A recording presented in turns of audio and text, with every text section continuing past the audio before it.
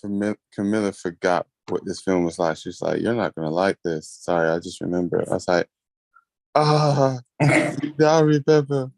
You know what, man? I got like halfway through it, and I was like, "This is a really strange film for Emmanuel to pick, considering what he doesn't like." Yeah, that's very I was true. surprised that you picked this one, but I was happy that you did. I mean, I thought everyone was going on like the theme of like the unofficial theme of like being like slasher horror movie films, because the last few films have all been like slasher horror movie films, right? 3 of the last In a 4 way, yes. films have referenced Ed Gein. Yes, as Yeah. well, yeah. I mean, I know Alex is not here, and I don't want to quote him too much, but like, there's Texas Chainsaw Massacre again in this, right? So Yes. it's like, I'm kind of maybe he's not here. Okay, but in any case, well, you started already. Okay, Yes, we all have. right. So technically, let's see. The space sponsor should be Bed Bath and Beyond and American Express, because it's literally everywhere in film. Yeah, let's not get taken down. Okay. Okay. I'm not even sure that it even linked to this film, seeing how a lot of companies pulled out of being involved in this film for similar reasons. Really? Anyway, yeah, talk about it later. There's so much about this. I didn't make enough time to read up all the stuff on it. But what was I gonna say? The reason why I picked this, Ed good. no. I mean, it is good. Yeah, it is good. That's not why I picked it, because of course I hadn't seen it before. Yeah. So it's on my list to watch. My list is in alphabetical order. So I was scrolling down my list again. It's the first one. Wait a minute. It's not the first one. But I was just like, wait, American Psycho. And when I saw the name, it made me think of, again, Psycho, which was recently picked. Of course, the main character's name is derived from Norman Bates on purpose. And it also happened to have, like, I said happened to have, it also had a Psycho in it. I didn't realize it would have a reference to Texas Chainsaw Massacre as well. Yeah. I was like, this is great. It's just like linking all these films together. It's just all did it on purpose. Yeah. Also, I swear there was another link somewhere, but I can't remember. But yeah, I just picked it because it was on my list to watch.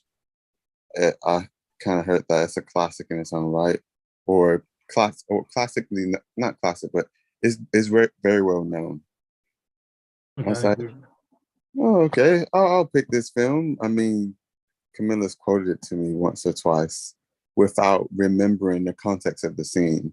So now seeing the film, I'm just like, oh my goodness, you quoted this. She said, I didn't remember it was that scene. But yeah. Yeah, that's why I picked it. Yeah.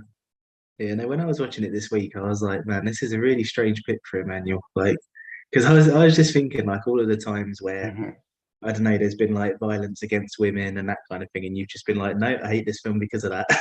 And I was watching one of the scenes where he's like, well, he's basically eating her, and I was kind of sat there like, man, this is not like Emmanuel. I picked some messed up films, but it's not usually messed up in this way. But this film is kind of like messed up in a satire-ish way, as like from the book you can tell, like the American Psycho book, it's like, is it supposed to be the way that it's being portrayed, or is it making fun of the way that it's being portrayed? But we'll get back into that in a second. So as an introduction, just one thing. You talk about messed up films that you've picked, right? This is basically a light-hearted rom-com compared to some of the ones that you've picked. Oh, right, yeah. Seeing the other films that you've chosen is... Yeah. Simon, you need to see Antichrist. No, you don't. You don't.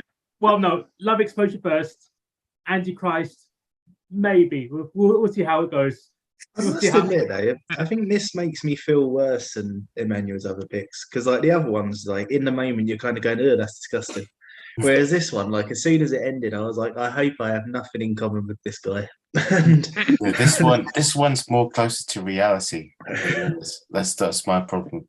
yeah, it really unsettles me because I've spoken about it before. Like I've just got this thing where whenever I watch something where like there's an awful person in it, I always end it going like, "Oh man, I hope I'm not like that."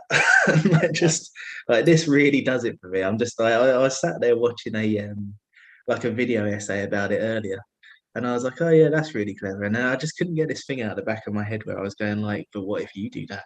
Like it really unsettles me. Mm, because this film has like the highest chance of it being reality because all of this shit could technically happen, right? But it's like I just hope no one is that psychotic about it, you know? Mm. So as a quick intro to this film, I would say this film is,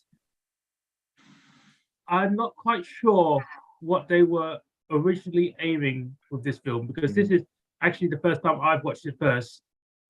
And like I watched it and I think they were trying to go, hey, we're trying to portray this character in this way, wink. Then afterwards, I watched it again and I'm thinking, but we're actually trying to portray the character in this way, wink, and wink again. And I'm like, were you trying to be clever or are you just trying to pretend to be clever? I just like got, I was like, like I understood the story, right? And I understood everything about it, but it just like, were you trying to be the thing or were you trying to be a subversion of the thing, but you became the thing again? And it's like, Mm. ah, That's a really good way to put it.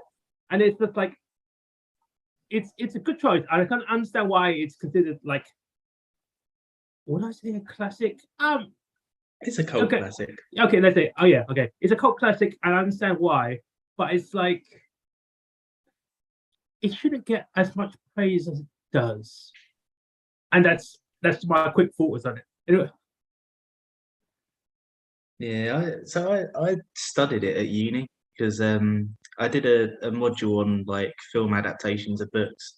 So I read the book and watched the film like alongside one another. And I think like I don't know, there's a real like range of sort of takes on it because the author of the book actually thinks that the film is better at doing what he tried to do with the book than the book is. And Mm. I don't agree with that because the whole point of the book is that it's kind of ambiguous and you're supposed to decide whether he's actually doing things or not. And like there's some things that he did do, there's some things that he didn't do, and it's up to you to decide which is which. And I don't think the film is very good at doing that because I think towards the end when you get the scene with the house and it's been cleaned up, and then you get the scene where his lawyer's like, "Oh no, I just had dinner with Paul. What are you talking about?" That to me says that he imagined it all. But apparently the director gets really annoyed with that interpretation, and that's not what she meant at all. So I think she tried to be ambiguous, and what she did in my mind is confirm something that she didn't mean to. yeah, I can I was see gonna, that. I was gonna, oh, sorry. I was just gonna say, is this about the author of the script, the screenplay, or the book? So the author of the book, Bret Easton Ellis, he thinks that the film is more successful in trying to do what he wanted to do than the book is. But the writer and the director, I think her name is like Mary Harron or something like that. Yeah. So she was deliberately trying not to be ambiguous. And I think in doing that, she made a film that confirmed that it didn't happen when that was what she was trying to do the opposite of. So it's Oh, I think what was very interesting was that because Camilla also, ironically, you studied in uni, right? We just watched it in lecture. Oh, studied parts of it, Mm. or part of it in uni as well, ironically. But at the end, at first, I was just like, wait, which parts did happen? Which parts didn't happen?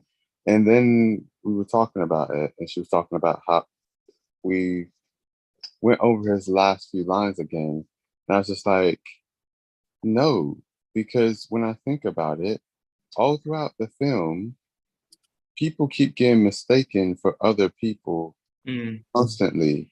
So once again, he's not the only one who said he saw Paul Allen. Obviously, the other guy who did to William Dafoe's character later went back and said, actually, it was blah, blah, blah. It wasn't Paul Allen. But it then went into my mind that it's not that it didn't happen, or maybe some parts didn't happen, but it's more that no matter what has happened, he still isn't getting punished for it because of the kind of, unless he really tries and just walks up to a police station or something, he's not getting punished for it.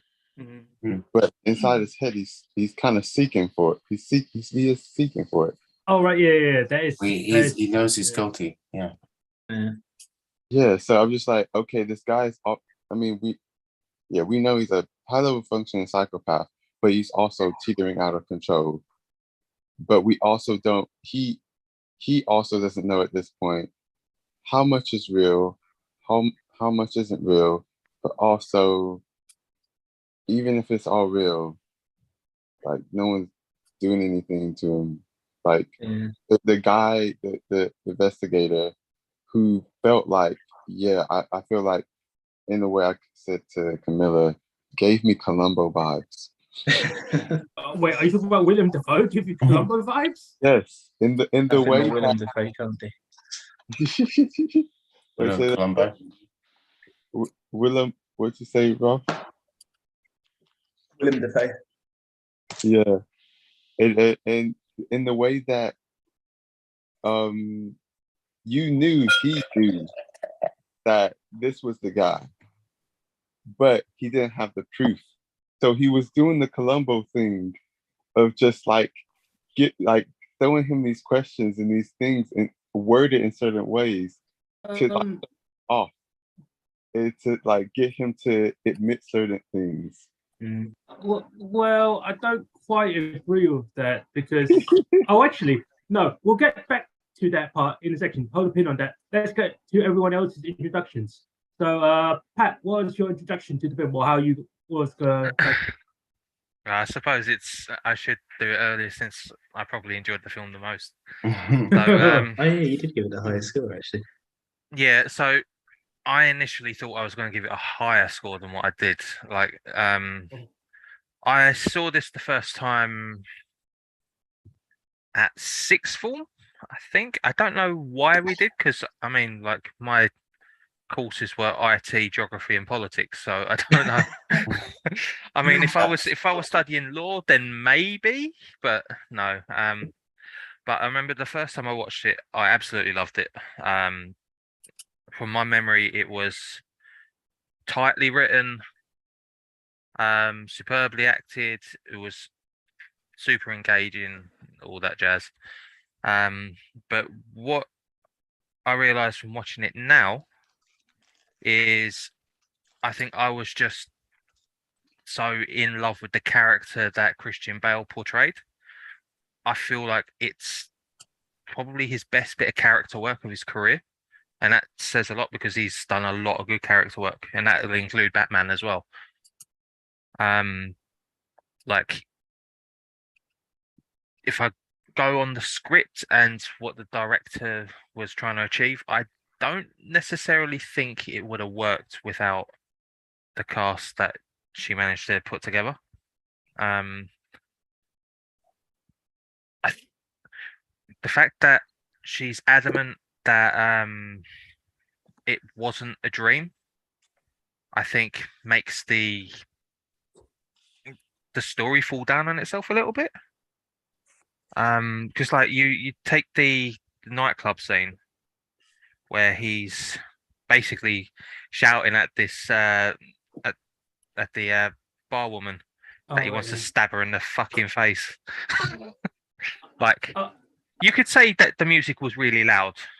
Well, no, that's just that's a normal Friday night in New York City nightclub. I've seen that before, right? But without, so it's like that's very similar. But without a batting an eyelid. Oh yeah, you know. I mean, like it's for me that tells me that it's a thought that we're seeing. Like I don't I don't know if like because Rob, you've read the book. Does the book really elaborate whether it's um a dream or an imagination or reality? You don't get any answers. Like the whole point is that some things happened and some things didn't, and it's up to you which is which.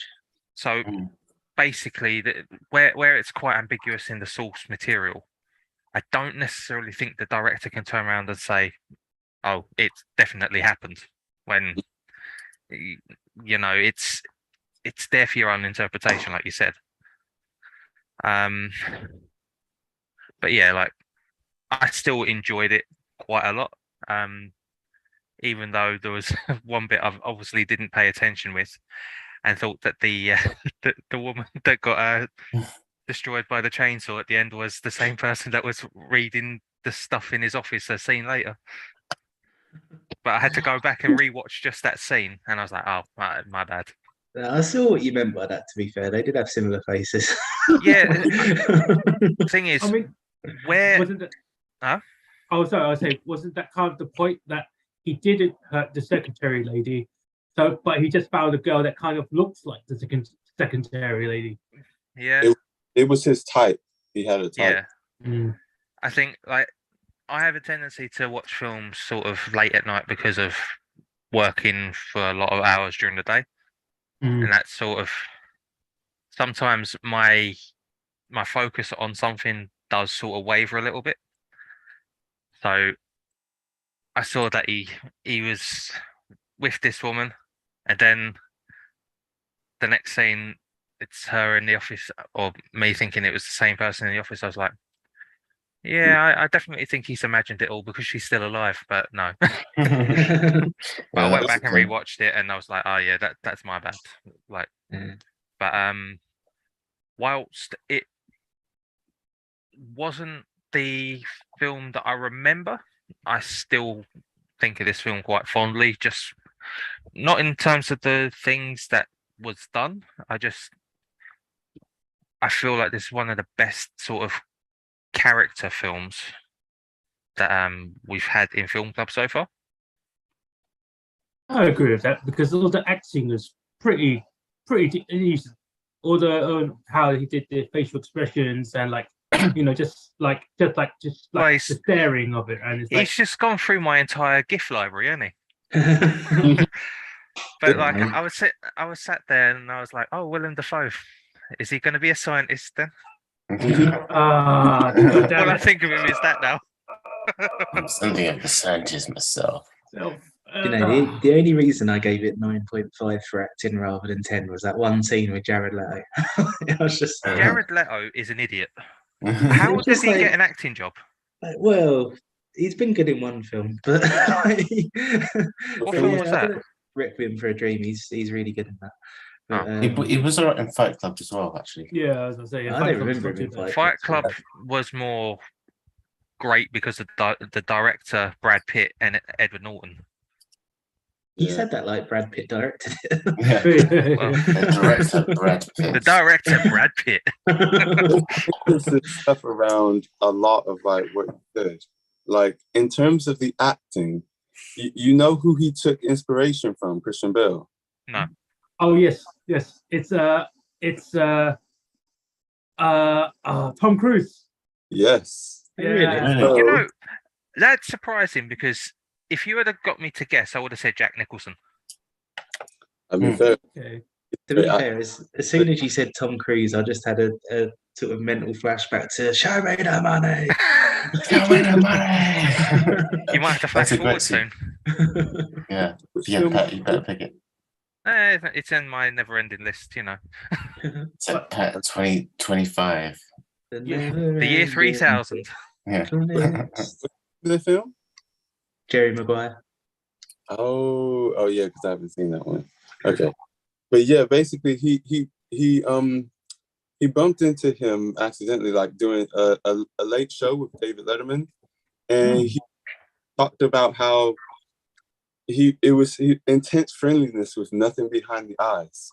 Oh really? I can imagine Tom Cruise being like that.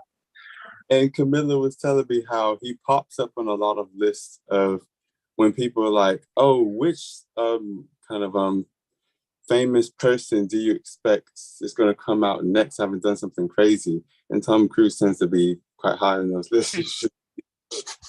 It's that Scientology, yeah. Just like it's Mhm. got to him eventually. I I mean, the remember. I remember. exes. That's over. Hmm? I think I spoke over you and you cut out. Oh, there's also stuff with like his exes, his ex-wives and stuff like that. So there's reasons people put him on that list. But anyway, besides that, it almost was a very different film. I said no, well, not very different film, but just very different people. So originally the writer was I'll have to actually find this and I know the director originally was Oliver Stone, right? no. I didn't know that. So this is where it gets complicated. He was at one point, but I can't remember all the names now, so I'll find them and mention them later. But I remember most. So basically, the writer himself, when the book got options, he was going to be the writer, the script writer. Okay. And long story short, like it didn't end up happening. The project ended up dropping. He had different people slated to do the role himself, and then eventually, what you call it? Eventually, a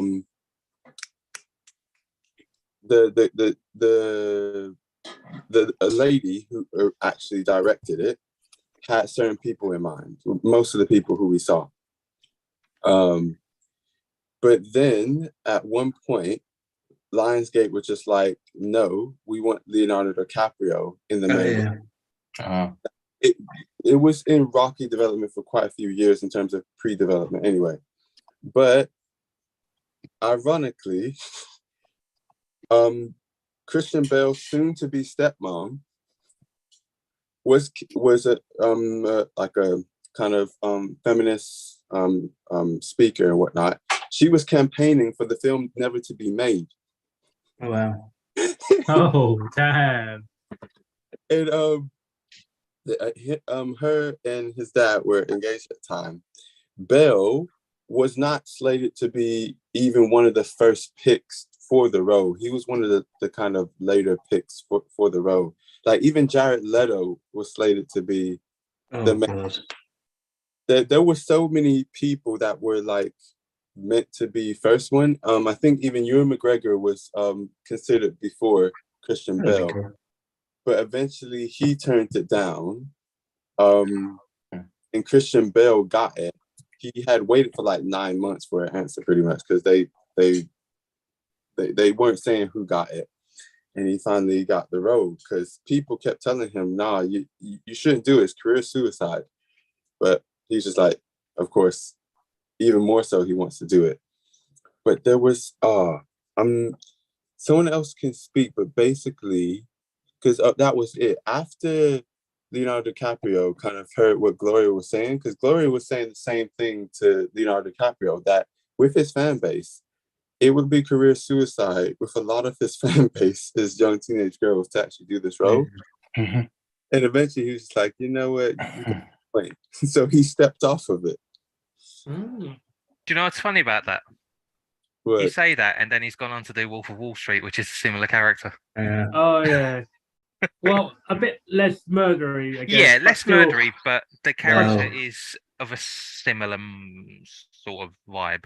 Less directly murdery. He's definitely got blood on his hands. Oh yeah. But So- no, it's just because I just didn't know it was supposed to be Ewan McGregor, right? Is that what you said? His, isn't it? Yeah.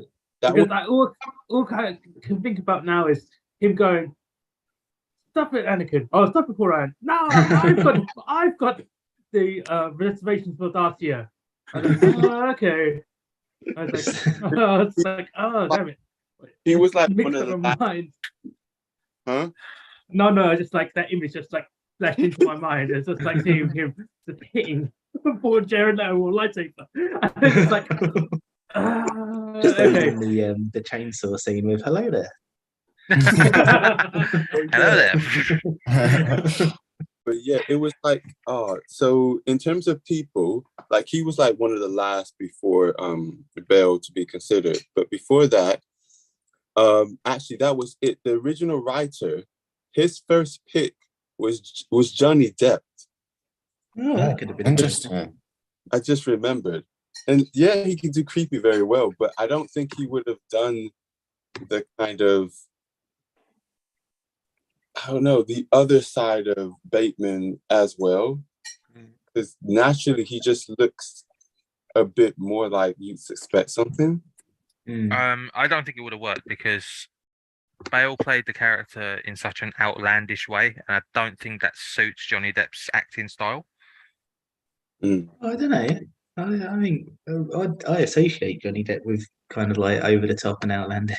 Yeah, he can be, but I think it's in a more sort of camp manner than this. I don't think he could have probably played the character in a very different style, and it probably would have been good, but I don't think it would have been this level. I think there's a person who could have played it well, but you could have like not really expected it. You know, when he does the actual scene with Jared Leto and he starts doing the axe murdering, and the way that he moves and like has that smile on his face, Yeah, it reminded me of like Jim Carrey. yeah, And I've I was seen like, that. oh, if I can just like picture Jim Carrey doing that scene. But That's then true. afterwards, he has because you know he's got that weird, wild, like sort of like he enjoys it a bit too much scene. But then afterwards, you need him to do the more sort of like stoic, like stock market bro scene. And I can't imagine Jim Carrey doing that. He can do the crazy scene, but he can't do the serious scene. And it's like You're thinking Jim yeah. Carrey as the Mask. Yeah. Somebody stop me! Somebody stop me. Oh, man. Either that or the forbidden sequel to Dumb and Dumber. Oh, man. Oh, But yeah, so you had, I like it a lot. So you're saying there's a chance? They're saying there's a chance. oh man. But yeah, like after I'm trying to think. That was it. So after he wanted Johnny Depp, he then the project was failing. It then he got replaced by Stuart Gordon, who was going to direct it, and put Brad Pitt as the star. Oh, he So- could have done well. Yeah, obviously this is after Seven, Fight Club. This was it was after Seven, right? Yeah. Yeah. So I get it, like makes sense, but the kind of project failed. But Lionsgate picked it up, is why the Mary Harron was set for the role. But when she first came on the role, long story short, when they was insisting on putting on Leonardo DiCaprio, she said, "If you do this, I'm leaving." And we're going to do it. So she left. But after Stone had come on, and eventually it kind of, the budget went crazy out of proportion because Leonardo wanted 21 million. Bear in mind, the film only made, I think, profit of like 34 million in the end. Like it was just going out of proportion. And in the end, when he quit, they hired Mary Harron again. But originally, she originally wanted Billy Crudup, who suits, I think suits the look quite well anyway. But he turned it down. Ben Chaplin, Robert Sean Leonard, Jonathan Chich, I can't say the name right, Lee Miller, and like I said before, and Jared Leto. But in the end, of course, went with Christian Bale. And also, as a kind of interesting thing, when she left the project, instead of Reese Witherspoon, they wanted to cast Cameron Diaz. And instead of William Dafoe, they wanted to cast James Wood. Oh, really? Oh, okay. No, I But- can see that. Yeah. Yeah, but the assistant is the only one that she actually kept who was cast by Lionsgate when she wasn't around. So the film went through quite a few kind of changes and stuff before it actually ended up getting made, and we almost didn't get Christian Bale. I'd be really interested to know like how far Oliver Stone got with it, because I think like just stylistically, a lot of it feels like him. Yeah, definitely. Mm. Oh wait, Ben, we didn't do your intro yet, have we? It sucked. Oh, okay. No, it's- Ben, we can't be friends anymore. No, it was a good film. I think it's one of those films that it's very relevant for this day and age as well as when it came out, in the sense that Christian Bale's character kind of like represents like the upper class, wealthy kind of like devil may care kind of like what's the word? He can seem to like get away with murder, literally, as the film literally shows you. That no matter what he does, money can seem to allow him to do what he likes. And I think that was a good social commentary in the sense that what does money and power grant you, in the sense that he can do what he likes with no repercussions, and Parties. yeah, anything he likes, he can seem to be like. Nice. No one seems to care about it, or nothing ever is like actually done about it, or any consequence comes towards him. Which, as Rob mentioned it, there is no like arc in a sense in terms of like Christian Bale's character. Doesn't Patrick Bateman doesn't learn anything from it. He just continues to do what he always does, and nothing really changes in that regard. And it's quite interesting to see how his mind like computes that, because I think the only fear he has is him being found out and being going to prison, but in the end he doesn't, and you get the impression that he continues to do what he is doing, whether it's in his mind or in real life. Is quite an interesting subject, an interesting observation you could have about him as a person. I mean, It is a brilliant character study, and I think if for that alone, it's just quite an interesting film and fascinating to watch. So I would always give it to like Christian Bale's amazing performance, just like bring it to life in the most vivid way you can imagine. I mean, the character itself is like one of the most actually, not just his character, all the characters in this movie are fucking self-absorbed.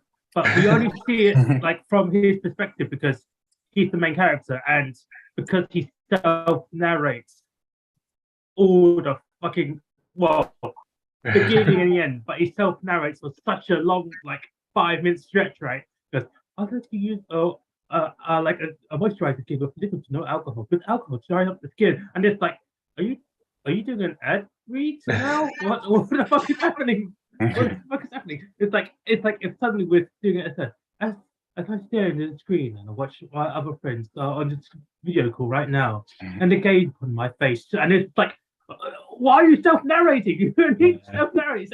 It's because he's so self-obsessed with himself, and it's just like, man, it just really shows you what sort of character he is. That's Go on, man. I was just agreeing with you. I was like that speech with the Whitney Houston song, which ironically Whitney Houston didn't want in the film. I want to run to you. Put it anyway.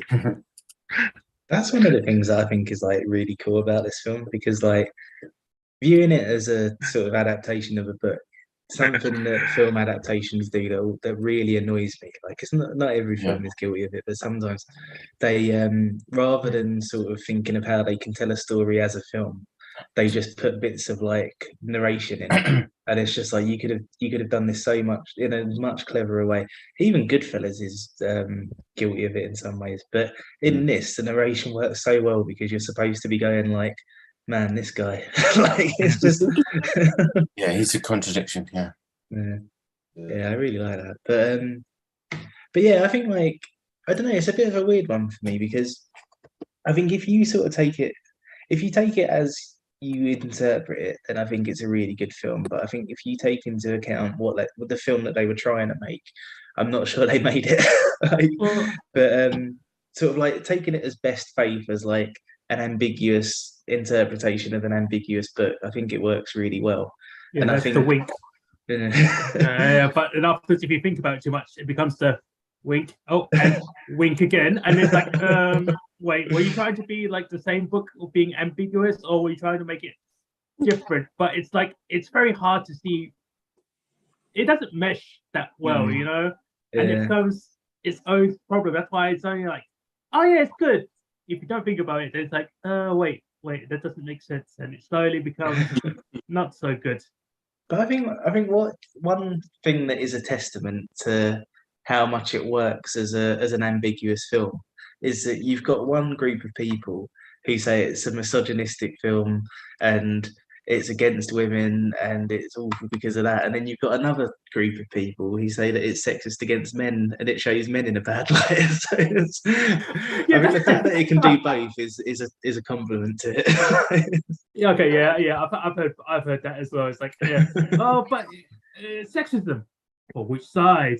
Wink, double wink, and it's like, oh my god, again. Okay. And I think even with like the whole end bit, right? So I mean, I don't know. I think if you can sort of like give it good enough faith to say like, you know, the filmmaker wasn't intending this to be something that didn't happen and that kind of thing, then the end sequence is really interesting because it's like you've got the thing with the flat being cleaned and all of that, and it's like, man, like they live in a world where the estate agent is just going to happily clean up a murder scene so that it helps and sell this place, and like that's really like chilling. But then the bit afterwards with the lawyer as well, where he's like, oh no, I had dinner with Paul and all of that kind of stuff. Obviously, Well, you've got like the whole bit about like, you know, like they're all mistaken for each other and that kind of thing. But then there's also a layer of like, wait, did he even kill the right person? Did he kill somebody else thinking he was Paul Allen? And it's there was like three prevailing like theories on like the ending. Like from what I understand, it's all in his head, but like the director and writer are like, no, it's not that one. Okay, all right, fine. But so just the more other popular theory I've heard about it, except for that one, is that because Bateman is one of the VPs to that company, and it's because his dad is the actual president of the company. He's got so rich, essentially, he says, yeah, I know my son's a bit of a nutcase. I know he probably does do these things, but I don't care, it's my son. So if I have enough money, here we are. You are my lawyer. You have to lie for me, and you are an estate agent. Just clean that up. I don't want to care about it. Oh, it's not enough money? Here's some more money. Here you go. Just clean it up for me. Supposedly, that's like the other second most popular theory, that it's like he used money and power to clear up all his shit. So again, he's just stuck being the same self-narrating mindset and he ended up with. And it's like, oh, I guess that can make sense. Kind so of. essentially it just becomes like an allegory for why nepotism's bad. Yeah. Yes.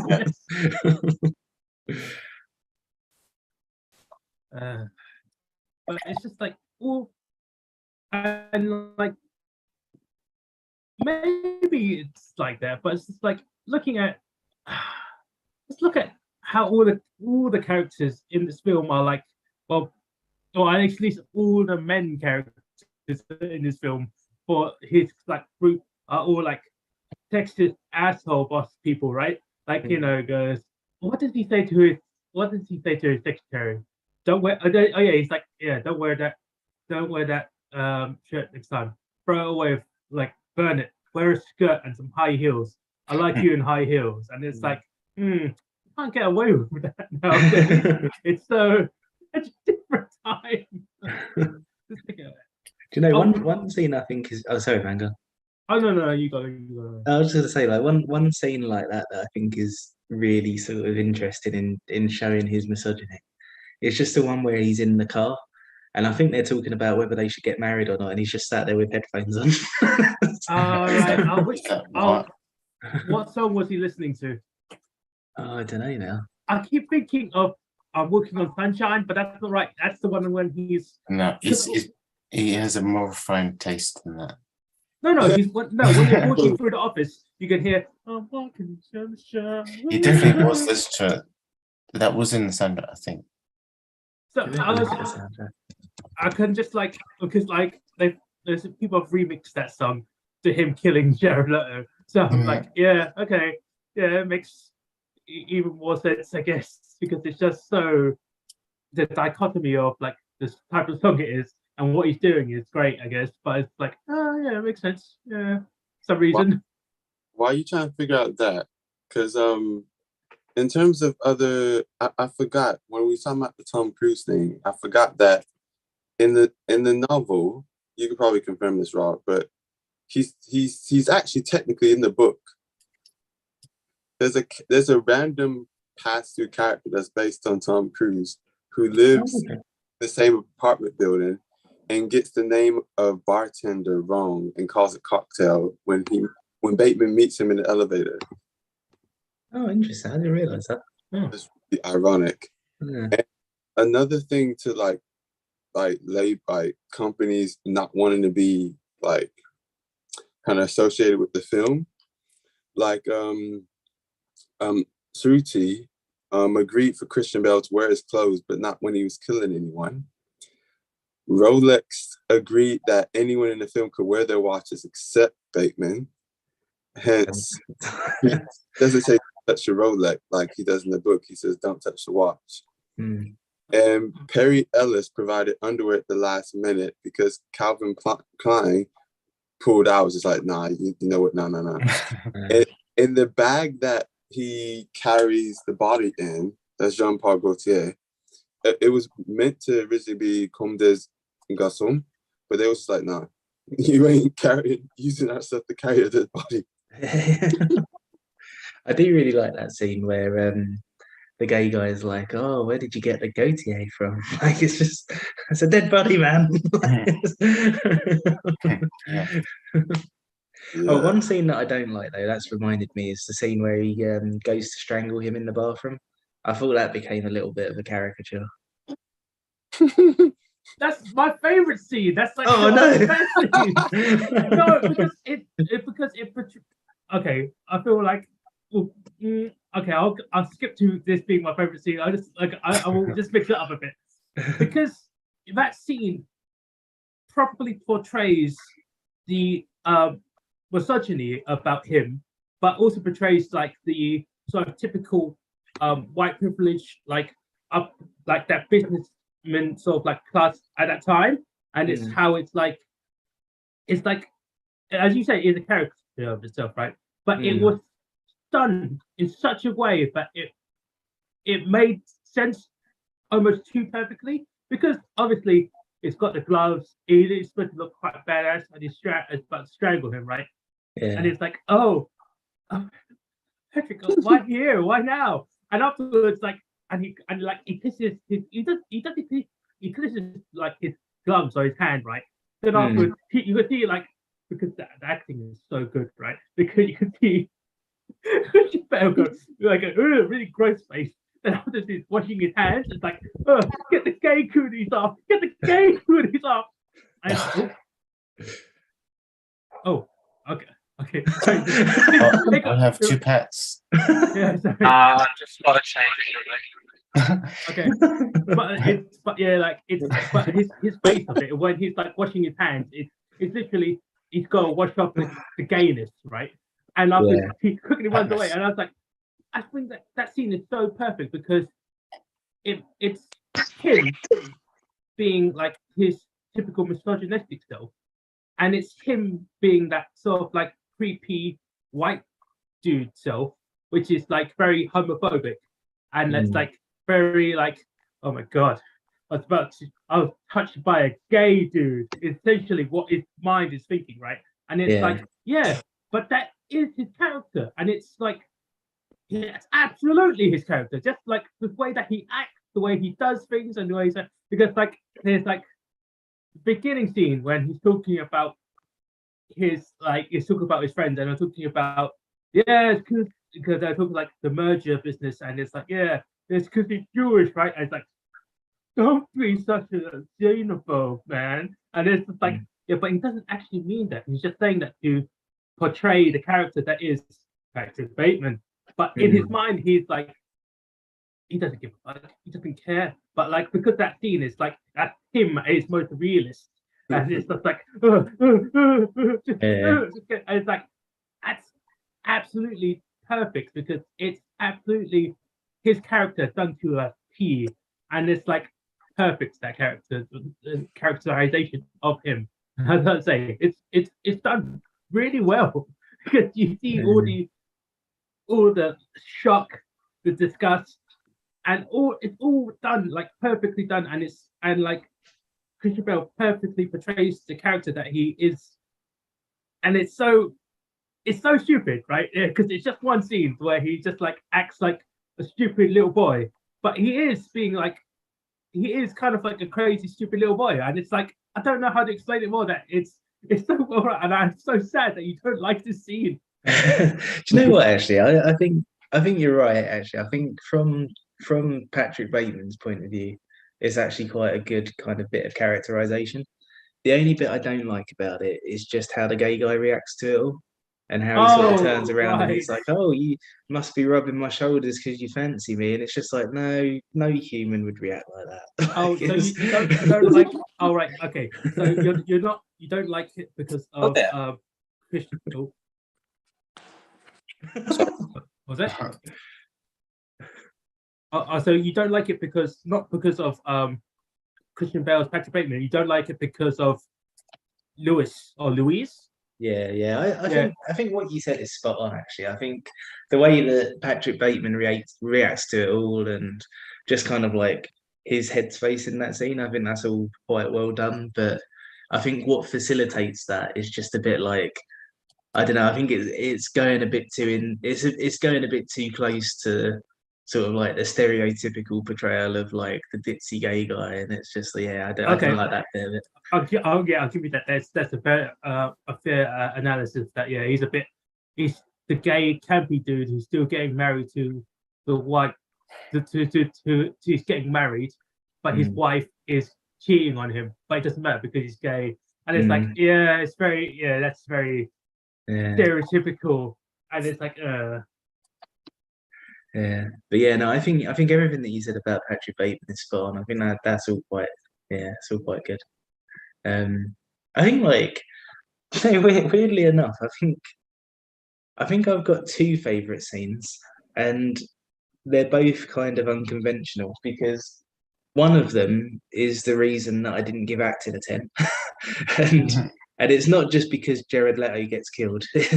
What I really like about the scene is just the way that Patrick Bateman like puts that overcoat on, and so like he does it up to like protect his suit, and then he like bludgeons Jared Leto, and his face is literally dripping with blood, and then he just takes the overcoat off again, and it's just like I find that so unsettling because it's like you've done your best to protect your suit, but now you're covered in blood. And the only part of you that isn't covered in blood is your material possession, and you're just sat there in it, and it's like it's such a striking image to me. I think it's really well done. And my other favorite scene is the opening credits, because where you've got kind of like that white background and what you assume to be blood dripping on it, and then it pans out and it turns out just to be a really expensive meal, and it's like that's the perfect summary of what this film's about. Yeah, that's smart. Yeah, that is good.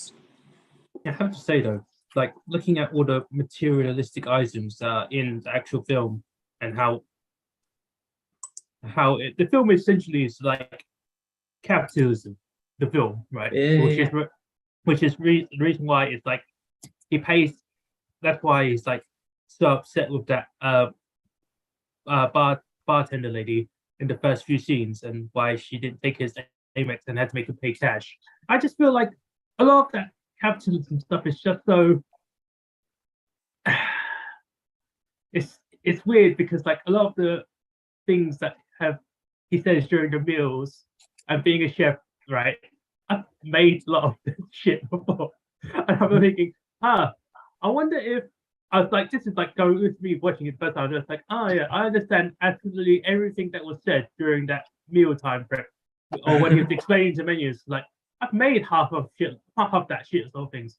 And during the second scene where he wanted to kill the secretary, and he's going through his kitchen, and he's like got some like all the fancies kitchen utilities, even like his like nail gun is supposed to be like a Black and Decker or like a John Deere sort of like equipment. Yeah. I saw his kitchen knives. I'm like, fuck, I have those kitchen knives. And I was like, oh no, I just compared myself to fucking Bateman. That's the satire, though, right? And I was like, oh, That's I have why those kitchen- that's why it works so well, though, right? Because like you've got them because like you use them, whereas he's just got them because it looks like he can use them. Yeah, it's more of a show and tell kind of thing. Yeah. I was just so worried that he's gonna pick up one of those knives. Like, no, I have the exact same knife. I was gonna think about it every time it's gonna use be like making like some chicken or something. It's like, oh no, I just thought about the scene again. Am I killing someone or am I just making some lunch? Yeah. Oh man. But I do think all that stuff works really well though, because like I was saying at the start, it really unsettled me. And I think it's because you get those little things where it's like, where like he does something that's kind of like heightened and they make it absurd. But then in the back of your mind, you're going like, well, no, because once I bought something just because I wanted to buy something, does that make me a murderer? Like it's really effective at that, I think. Mhm. I didn't even think about that. I think it's because, like you said, Rob, I was just like, yep, I do not like this. It's like, this guy is messed up. I find the character Elizabeth, I didn't realize she was also the script writer. And like, oh, I didn't realize that.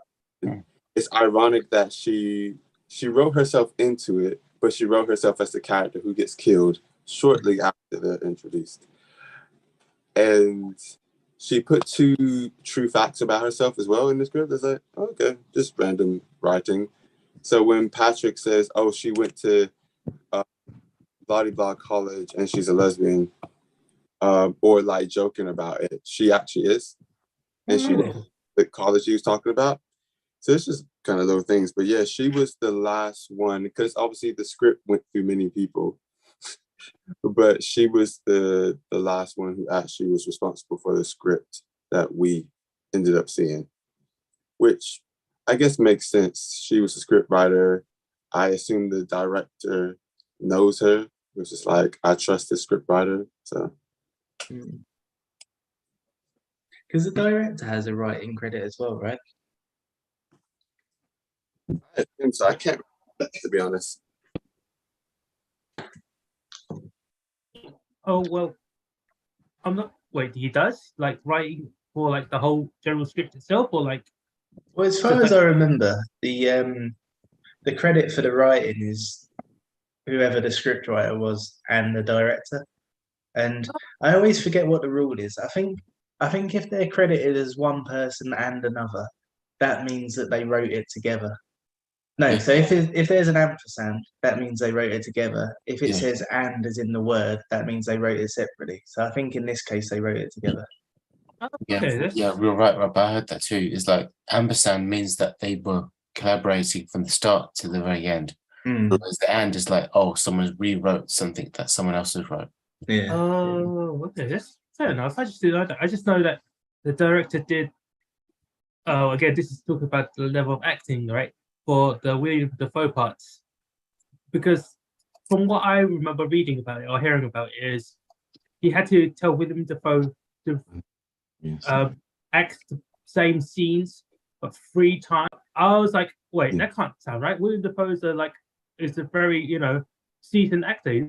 Why would he need to do it 3 times? I heard then afterwards it was because he's a detective. He did it this way. It's like first time he did it, he doesn't know that Bateman killed the person. Second time he did it, it's like, oh, he has an inkling that he might have done it. But the third time, it's like 100% he killed the person.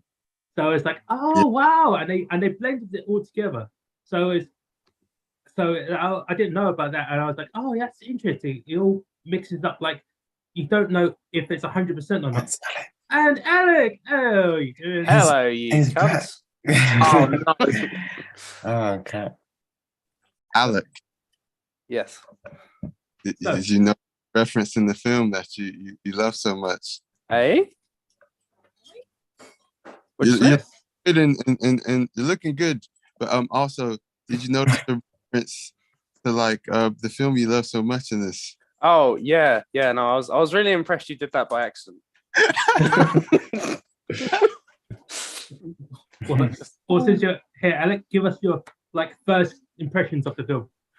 Well, this is kind of the problem, really, because like Eb showed me this like a while ago, and I was like, "Oh, I'm really disappointed that this all happened in his head," because I was like picking holes in it as we went, and then it just kind of he did the thing at the end, and I was like, "Oh fuck, this all happened in his head. This is crap."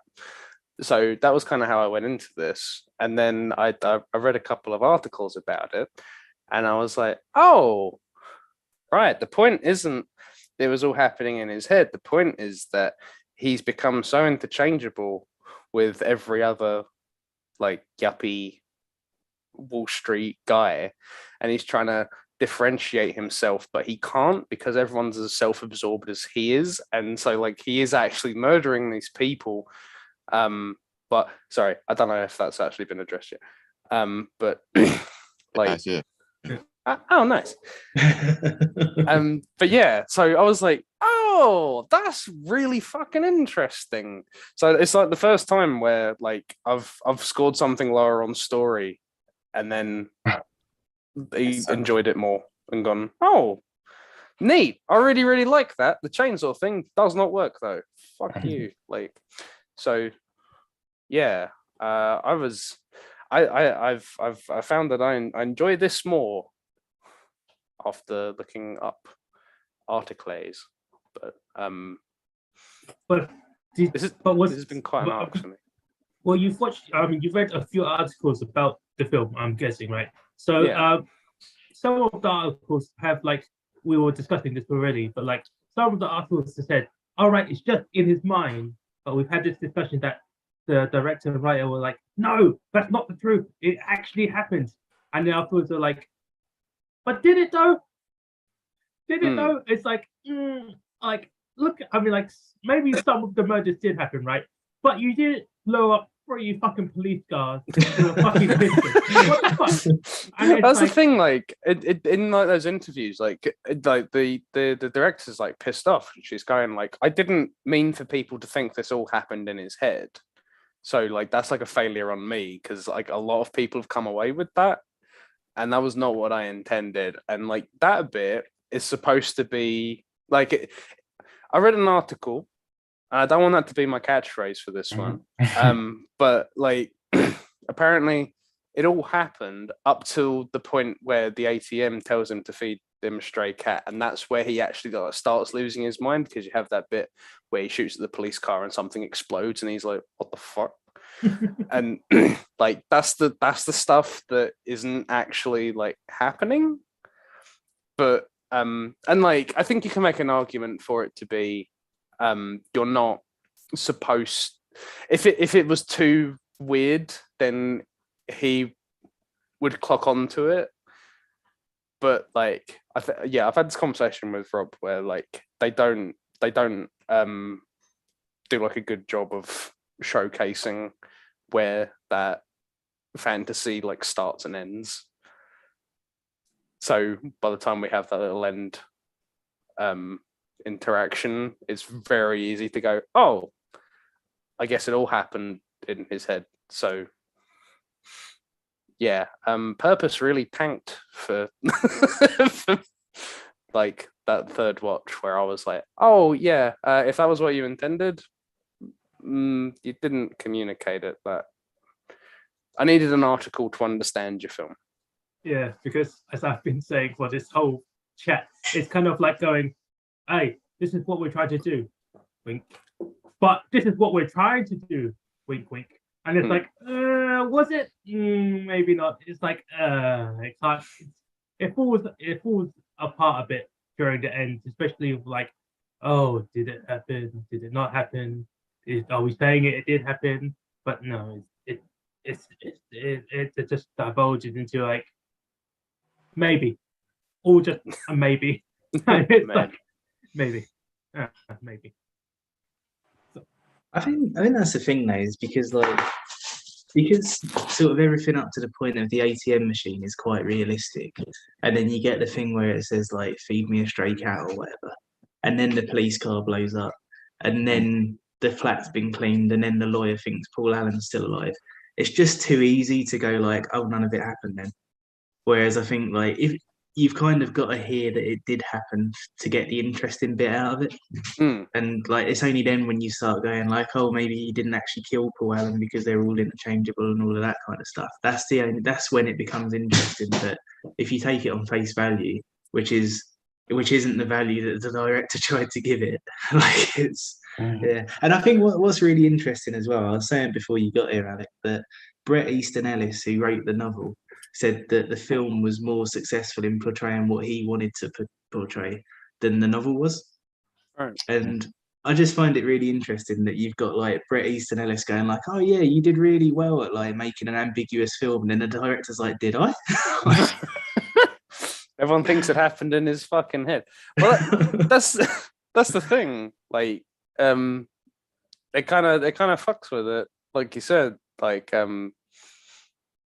yeah, you do need a like a clear distinction to go, oh, maybe he's confused. Because I guess there's like clues and stuff where they're all like kind of confusing each other for each other, and then you have like the thing with the business cards where they all say vice president on it, and it's like, oh, there's like fucking 18 vice presidents, I guess. but yeah, you do need like a distinction to be made to go, oh yeah, I see what you're doing, but it's really not. It's not that clear. So the meaning gets a bit. But that card muddy. scene is pretty good to me. Yeah, Especially I love the 'cause card scene. Yeah. did you know that when they flipped open their little like card holders, that sound effect sounded so familiar. I had to check it up because I was like, Yep. that sounded like a samurai sword, right? Because the way that it went, "Shing," and after I checked, no, that was a samurai sword. And I was like, why would you need? And then I thought about it, it's like, oh, because they're all like bros, and it's like they're flipping out their weapons, right? And it's like that makes that makes perfect sense, right? Because they're all like it's literally a dick measuring contest, and it's like I think Okay. it's so good that it's about like shades of white and like lettering. It's lettering and texture and spacing, and that's all it is. Like he's so fucking angry about it. And he's just like, the fucking Exactly. that's eggshell on my fucking god. And this Yeah. is like, yeah, like, the level of anger coming out of this man because someone has a different shade of white is like, I think that scene's fantastic. That's probably my favorite scene. If you had to ask me, that was probably my favorite scene in the film, just because it just shows you everything about Patrick Bateman as a character and all the people he surrounds himself with. It's just that they're focused on materialism, and that's all they seem to care about is just one-upping each other. If that makes sense, and they're just obsessed with just what's there, and just that. Did you have that there just to insignificant do that? part. Yes, I do. There's a little piece of paper that just says who they are, and that's all it is. And it's for the untrained eye, it just looks like just a calling card, just like a normal. Like I think you Business card. accidentally said something quite pertinent there. You said a little piece of paper that says who they are. And that sums it up really well. Yeah, and that's all it is. But that's the thing. That's all it is. It's just text on cardboard or paper, whatever you want to say. And to them, it's like everything. They have to make it like, even if it costs Filters. like £10,000, it's like it has to be the best there is. But they're too busy worrying about that. And then the significance of who they are as people. Because I loved all that stuff that came out of that article where it was like, oh yeah, no, he's trying to find that identity, and like you kind of obviously you see all these cards put together, and you're like, I can't fucking tell the difference between these ones. They can, I can't, and it does. Yeah, so yeah, his only outlet to like, I don't want to say distinct himself, but that's where I'm going. Like, that's the only method left to him to distinct himself is like through like being a psychopath and murdering people. And yeah, and then just to have it be met with, wait, are you not Jared Leto? And it's like, oh, like, because I'd be pissed off if I got confused with Jared Leto. But like, that's like the whole thing. And you get that line where he's like, because I'm trying to fit in, and it's like, you're not though. And I was like, that's really nice. You like your text is going, I want to fit in, but your subtext is going, no, I want to like distinguish myself. And it's like, that's really cool. Love that. But yeah, the whole blurring between what is in his head and what isn't done well enough to make that clear. And that's why it falls flat on certain like story elements for the whole film, which is like, I guess it's probably like the original writing for the book's fault, but not really. The director didn't like, because you said they blurred it too much. It becomes a question of like, did that happen? Did that happen? Yes. And again, as the meme, as I was establishing, this film has so many memes made out of it, right? It's the same thing of like, there's a Twitter profile devoted to American Psycho memes called Sigma Bale. It's mainly memes from this and Homelander, and like that's it. Nice. Oh my god. Oh yeah, Pat, do you, I forgot to mention, do you know who else he took inspiration from when he played this role? Someone you really like, or actor you really... Nick Cage? Michael Bay. Nicolas Cage. Yes. Oh, wow. Specifically in Vampire's Kiss. Yeah. I've never actually seen that film. Oh, it's awful, but it's brilliant. That's just every Nick Cage film. Take that back. It's fucking dreadful, but it's brilliant. I mean, the one Pat showed us where he was drunk was really good, just really depressing. Leaving Las Vegas. Yeah. Yeah. Certainly was. That was our 100th pick. And also the pick before Simon joined. Which Lucky- is really nice because Lucky bullet dodged there. because Simon joined on pick number 101. That means on our letterbox list, everything that Simon's watched is on its own page. Yeah. That's sweet. That's good. That's Very nice. Very good. Oh wait, Cage. I'm confused though. So on Letterboxd, when you make a list, it shows you 100 films on each page. So because of that, we've conveniently got the 100 films that Simon didn't watch, and then everything that he did. Yeah, Simon, you've got a lot of work to do. I mean, So- I've looked at the list. I've watched quite a lot of those films that are on your list. There's some choices I'm surprised if you guys haven't picked yet, which I'm like, damn, do they just not have the time? But like, they could be saving it for like an 8 up their sleeve. But like, yeah. Simon, go back and rate them. That's what we want. No. Oh. It's so nice going, oh, Simon's only rated like 10. And then when I update his leaderboard, he's only got 10. And it's like, lovely. Yeah, see, that's why Alec doesn't want it to watch anymore, because he'll have to do all the stats again. Yeah. That's Don't why make Alec me- doesn't want you to watch anymore. Exactly what he just said. Yeah, it's fine. Don't make me do more stats, Simon. Please. No, that's fine. That's fine. I just like make sure to choose several prepared films because like I have them in my pocket, but I make sure to do all my good films because some of the films that I have that are really good, I'm thinking are universally good. I'm just surprised you guys haven't chosen them yet. So I'm like, all right, fair enough. I'll just keep that as like for later. We've got a lot of like big things that we're missing. Like we're like over. Well, yeah, we're nearly 120 picks in, and we still haven't had a John Carpenter film either. Oh yeah. May change soon. Okay, but like, sorry, back to American Psycho. Oh, Two random. okay, maybe we should like just like temporary mute is Okay. yeah. Two random things about this film. So obviously this is one of the kind of first films where he was like doing dramatic physical transformations, which we obviously this far on aren't like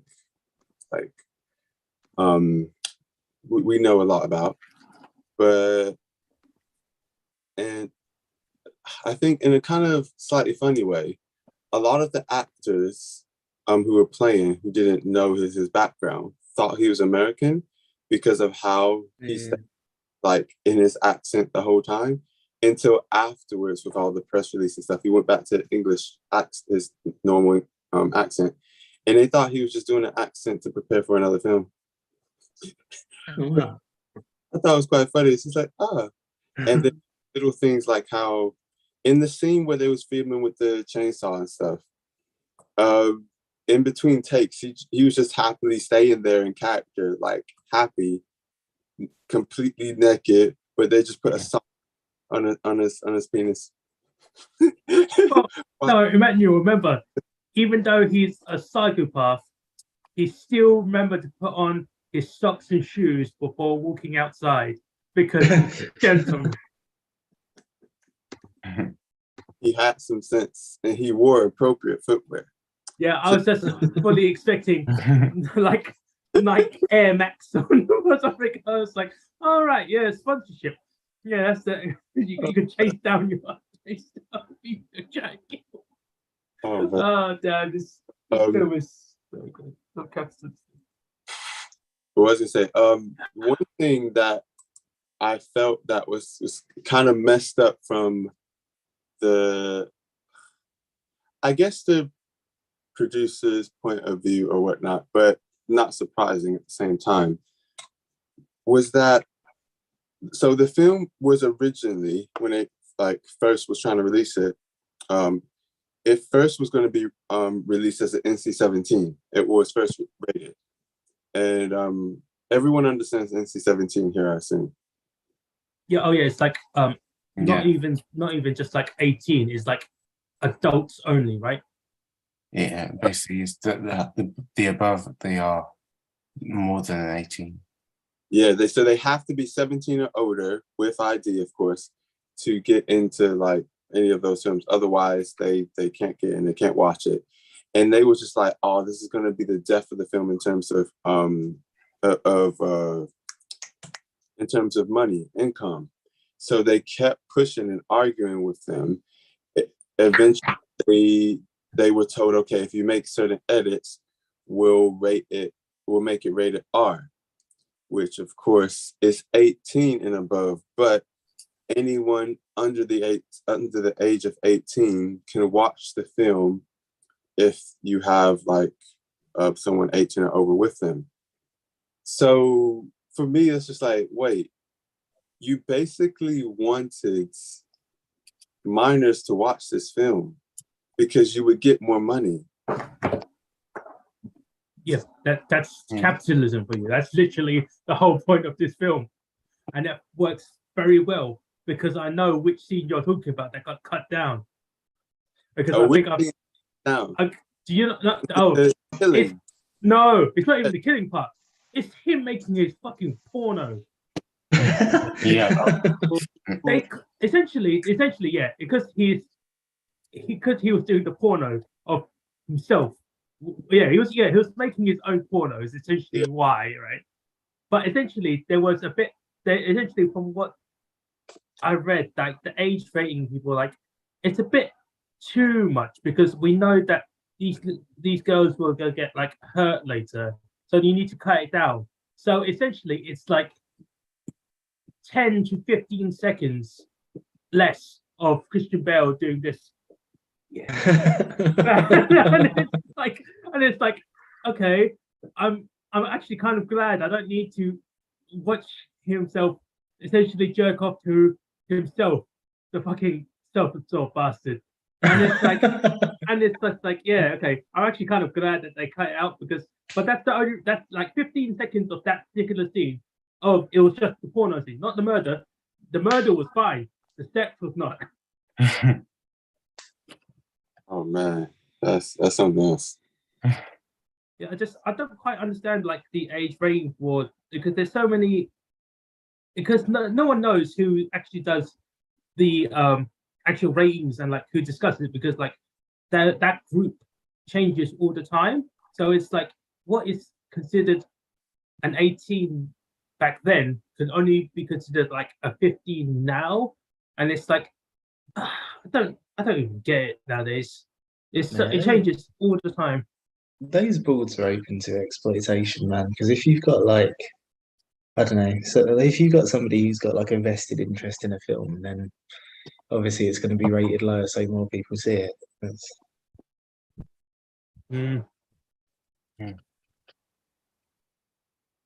Yeah, that, and also just like you do in media studies, desensitization in general. It's just like Clockwork Orange, famous for being banned at the time, yet it wouldn't even be thought of being banned these days. It's a 15 now, right? Is it? I think it's still an 18, isn't it? Yeah, because there's nudity in it. I think it'll still be considered an 18, right? Yeah, well, I'm not sure. I've got to have to check that out. But it's just like the character. It's just like because those particular scenes are like, as the whole movie is about, him measuring up to everyone else and himself and all those things. It's like one of the first. All right, when he just killed Jared Leto's character, what he calls Paul Ryan. Was it Paul Allen or Paul Ryan? Paul Allen, yeah. When he finished killing him, he goes to his apartment, right? And one of the first things he said, "Damn, he has a better apartment than me." And I was like, you just finished killing a dude, and that's like the first thing you think about. You really but then again, I think about all the characters. Essentially, you could like change them around, and they all could have been Bateman, right? And it's just like all of them are so like self-obsessed. So yeah, I did this, and I went to this restaurant, and I got this car, and it's like, yeah, it's just like, ugh. I just had a look about Clockwork Orange, and So you just noticed that Ben Lee's room was like Nosferatu. Yeah, no. So you were right, Emmanuel. So A Clockwork Orange its classification was lowered, but it was lowered to an 18 from an X. And that's the thing, because when this film was originally written, it was by the book writer who was writing the script. It was going to be X-rated because he wasn't toning anything down. Now, what's the difference between a rated R, which is a rated R in America, and X rating? So as far as I know, rated R in America is kind of like the equivalent to our 18, right? But X-rated is usually reserved for like pornos. I see. So it's because the way I was seeing is that obviously rated R, anyone under 18 can watch it with a supervised 18 or older person. But rated X, they can only watch it if they're 18 or older. Yeah. I think in America it's a bit, I don't know, it's a little bit looser, isn't it? Because rated R is almost like an 18A because it's kind of like our 12A. It is. That's how I see it. Because it's just like. And I was part of that movement because 12A only came out because of Sam Raimi's Spider-Man, and in the UK. Yeah, and yeah, it was just this massive uproar of like parents who wanted their kids to see Spider-Man, but they could only Oh, because it was a 12, no one could see it. Also, just 12A. it had certain things that were like borderline at the time. Not everyone would agree letting their kids under 12 watch it. Yeah, it was a big deal, wasn't it? I remember that. I was just like, wait, 12A exists now? Because Part obviously of the movement. PG-13. But you didn't have an equivalent over here Yeah. for a long while. Until that. Oh yeah. Our classifications are kind of weird though, because like, I don't know. It's just like any kind of like full nudity is an instant 18, but you can like murder people in a 12. It's like, it doesn't really. I No, mean, like, the blood isn't red. yeah, but like that's just been the way for like a lot of things, especially like stateside. Like you can like join the army at like 16, right? But Yeah. you can't be in the porno until or you can't have sex until you're like 18. And Yeah. it's like, and it's just like, there's always been sort of way. It's, Yeah, and you can't drink until you're 21. Mm. I'd have never survived. It is kind of mad that you can like legally hold a gun 5 years before you can like have a beer. It's mad, dude. We'd rather you just decrease life rather than increase life. It's just, I don't know, it's just like, I feel like that, again, go back to that scene that got cut about him making that damn porno, right? It's like he picked up that girl, that first girl was the girl that got killed by the chainsaw afterwards, right? If I remember it correctly. I thought she was the secretary who saw his diary afterwards or something. No. I think he picked up that girl because she looked like the secretary.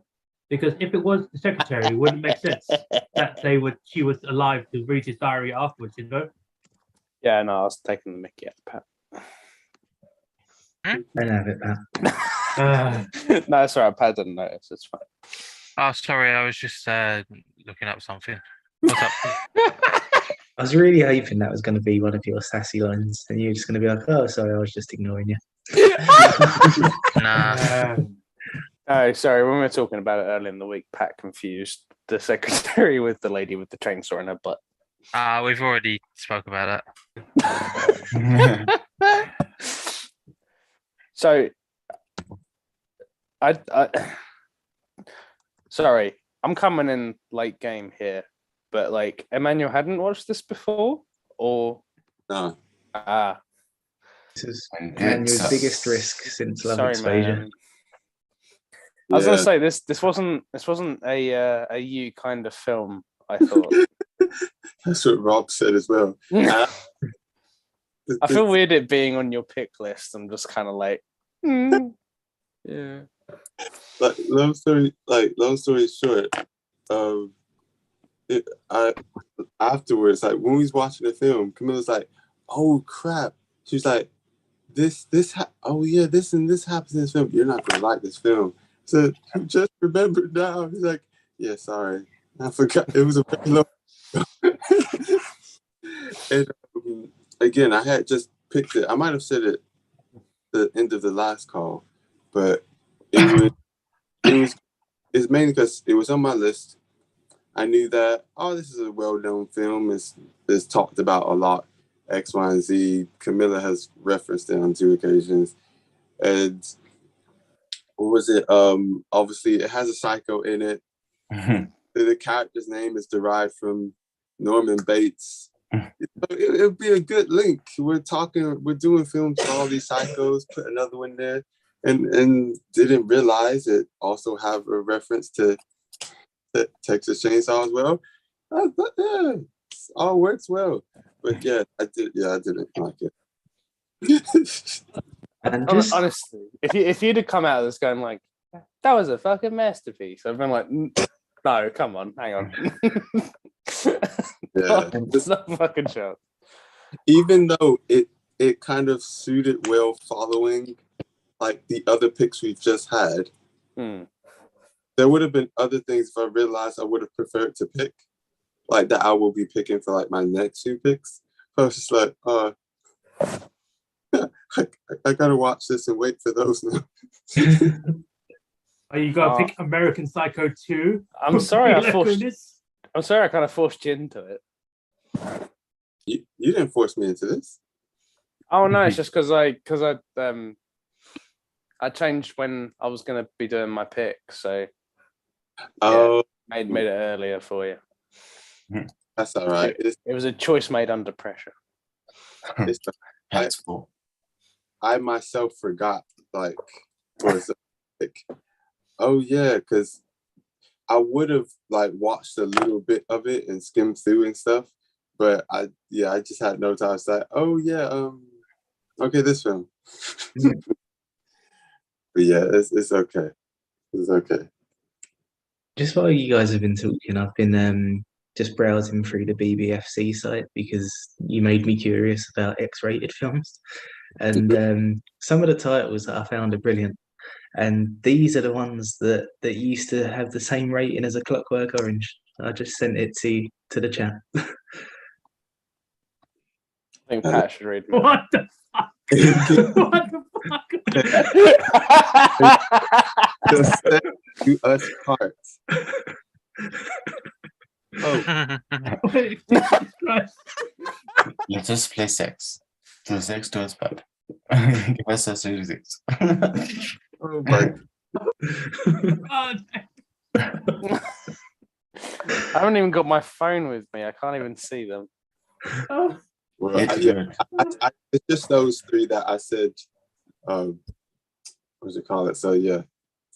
Oh my. Oh my. This was pretty much how I pictured you watching this, just going like, "Oh my, oh gosh, oh no." Yeah, there was time. Oh, carry on. Oh, no, I was just gonna say, I was saying earlier, Alec, that the scene that did it for me was when Patrick Bateman like pretty much eats that woman, and I was kind of sat there thinking, I can't imagine Emmanuel getting on with this.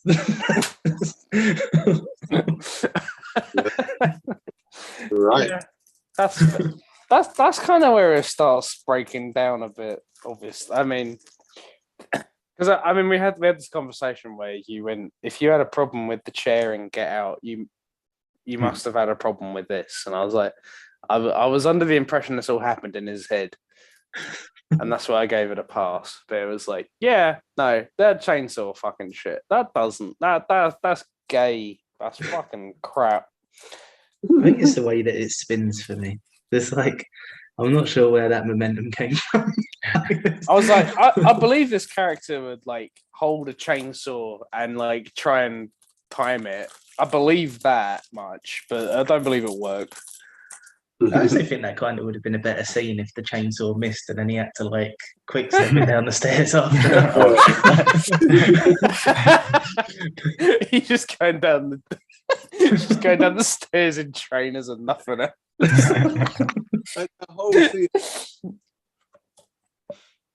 I mean, it is bordering so much a lot of the time on this is not completely believable. Surely you're gonna get that one random, even like person who just who had their headphones on because they was listening to music or something. I don't know. And then came out, was just like, huh, there's someone knocking the, oh my crap. You just go back in. It's like in Seven. That's where there was points where like people, obviously they don't get involved, but they hear what's going on. And it's just like, what the crap is going on? Can you imagine hearing that from your flat, though, just like in the stairwell, just loads of screaming and Yeah, but like if you did hear that, you'd be like, I'm just gonna go like read the book now. And I'm not here. This is the thing. Like, if you, I can get behind. Like, people don't want to. People hear screaming. I go, oh, my neighbors are probably having a regular Thursday, so like whatever. And then I don't know. You hear someone screaming for their life, and I'm like, oh, it's a regular Saturday, like, no worries. And then you just, and then you kind of get the thing of like, oh yeah, because if they're in Paul Allen's building, they must all be kind of moneyed, so they're all about as self-absorbent as Patrick Bateman, and they're not bothered. And then it's like, okay, like whatever. Well, But then, yeah, he gets to the point where he's chucking us. He's dropping a chainsaw down a stairwell and hitting her like right in the butt, and you're like, "No, I'm sorry, you didn't do that. I don't believe it. If you imagine this, fair enough, but like this apparently now happens, so I'm like, nah, sorry. I That also think don't though believe that like dropping a chainsaw 4 stories and like hitting someone to kill them, like given the circumstances, it looked like quite a humane death. I mean, But like she didn't seem to be in much pain, is what I'm saying. Like, well, whereas I think you would be. Like, I had a problem also with her even going in, because she was like, oh, I had to go into the emergency room last time, and I was just like, right, so this would be fine if you're in England, but you're in fucking America, love. So like the emergency room, nah, that cost you Yeah. quite a fucking bundle. And I'd just be like, I wouldn't get back in the fucking car. I don't care how much money he's giving me. I'm like, Ooh. for all that, and then he's just, because I'm thinking, you know, as much as she's a prostitute, some guy coming at you with a coat hanger probably doesn't happen that much. So yeah, I was kind of like, I wouldn't be getting back in the car. I wouldn't even be. I'd take the check. And it's like, he's paying for a lawyer. That's what he's telling her. And it's like, that's obviously like, that's got to be a lot of money. And I was like, just take the fucking money. Like, you don't have, because you get in the car and you're just inviting this again. And it's like, just don't get back in the car, because you're going to have to just pay all of that into your next emergency room fee. So the fact she gets back in the car, I was just like, for God's sake, come on. well, Like, she tried to escape, like, anyways, because he was with Elizabeth, is what I want to say that girl's name is. Yeah, he killed. Yeah, she would try like fucking like sneak out anyways, but she only started screaming when you saw that the sheets were getting like filled with blood, and she wasn't really like screaming like joyfully. She was screaming like, "Oh, it's not Thursday, it's a Friday night scream," and it's like, "Oh no." On another, actually, I'll say my. Should I say my favorite scene now? Yeah. Look on. Okay. This kind of just ties into. you sounded upset at the prospect of saying your favorite scene when you initiated the favorite scene. Oh, fine. Yeah, I mean,